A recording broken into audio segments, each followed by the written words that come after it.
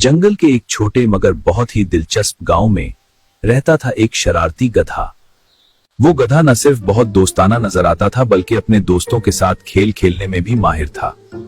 लेकिन इसकी एक आदत थी, एक ऐसी आदत जो जंगल के सब जानवरों के लिए हमेशा हैरानी और कभी कभी परेशानी का सबब बनती है। आज भी जंगल में एक छोटे नाजुक खरगोश की जिंदगी थोड़ी साम में थी।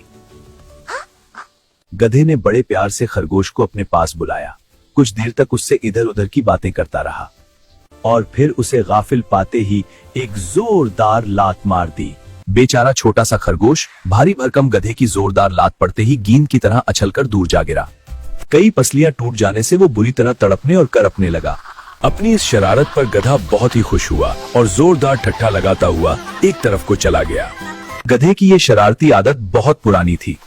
वो खड़े खड़े बुला वजह किसी को भी लात मार देता था।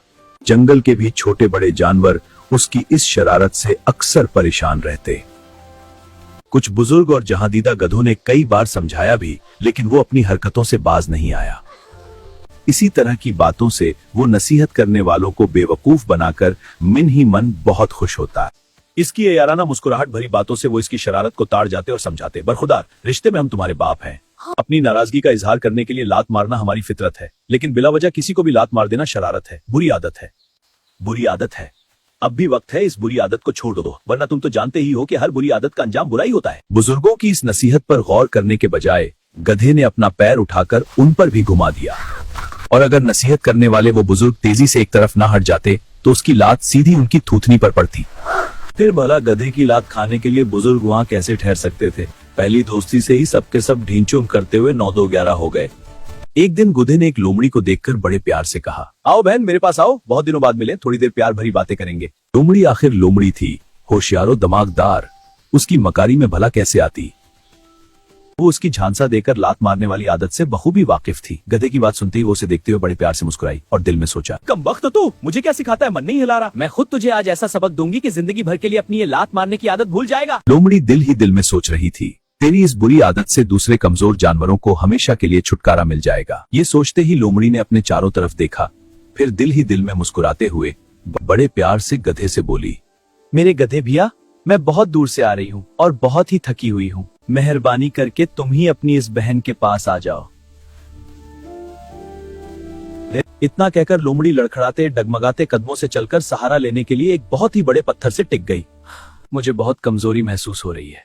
लोमड़ी की बात सुनते ही अपनी शरारती कामयाबी के ख्याल से गधे का सीना खुशी से फूल गया और होंठों पर प्यार भरी मुस्कुराहट लिए वो जल्दी से लोमड़ी के पास आ गया। लोमड़ी को गाफिल रखने के लिए कुछ देर तक वो उससे बहुत ही मीठी मीठी बातें करता रहा। हाँ, बिल्कुल फिक्र मत करो। फिर आदत के मुताबिक अचानक ही लात मारने के लिए उसने अपना पैर पूरी ताकत से लोमड़ी की तरफ घुमा दिया।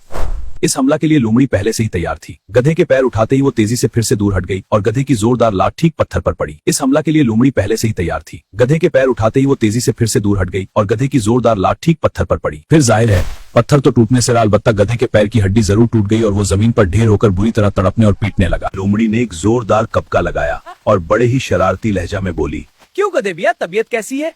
अपनी बहन के साथ शरारत करते हुए तुम ये भूल गए कि तुम्हारी ये बहन जंगल की सबसे बड़ी मुकारा है, वरना अभी तो एक ही टांग टूटी है, फिर बाकी तीनों से भी महरूम हो जाओगे।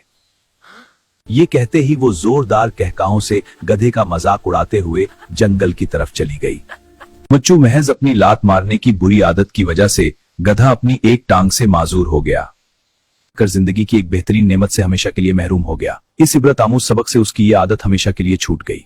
अपनी टूटी हुई टांग को देखकर वो अक्सर सोचता, काश अपने बुजुर्गों का कहना मानकर मैंने ये बुरी आदत पहले ही छोड़ दी होती, तो आज मेरे चारों पीर सलामत होते।